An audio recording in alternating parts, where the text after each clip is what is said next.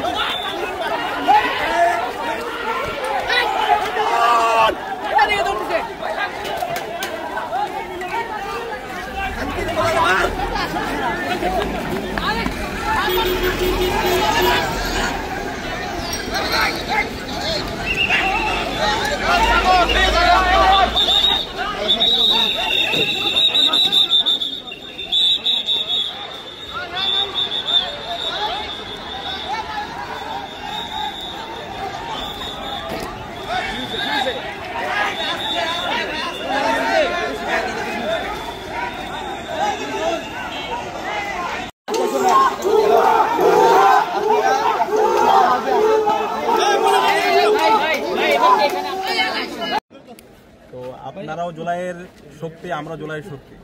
তো এই বিষয়গুলো আমাদের যারা কালপিট আছে তাদেরকে আইডেন্টিফাই করতে হবে, ঠিক আছে?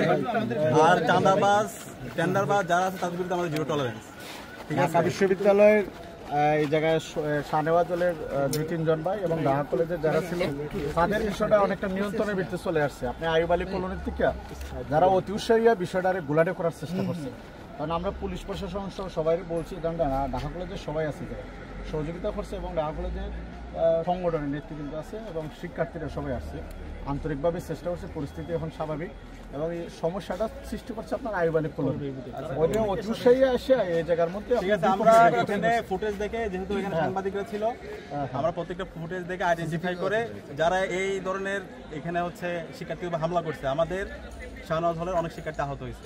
আমরা প্রত্যেকের বিরুদ্ধে হামলা চারজন যোগাইছে,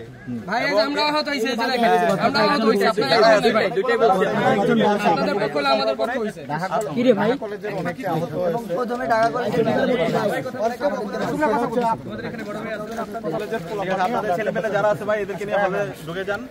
আর এই যারা এখানে শুরু থেকে এদের ইন্ধন যোগাইছে এবং শিক্ষার্থীর উপর হামলা করছে, আমাদের অসংখ্য শিক্ষার্থী আহত, আপনাদের কয়েকজন দেখলাম এখানে আহত, যারা আছে আমরা প্রত্যেকের বিচার আওতায় নিয়ে আসবো।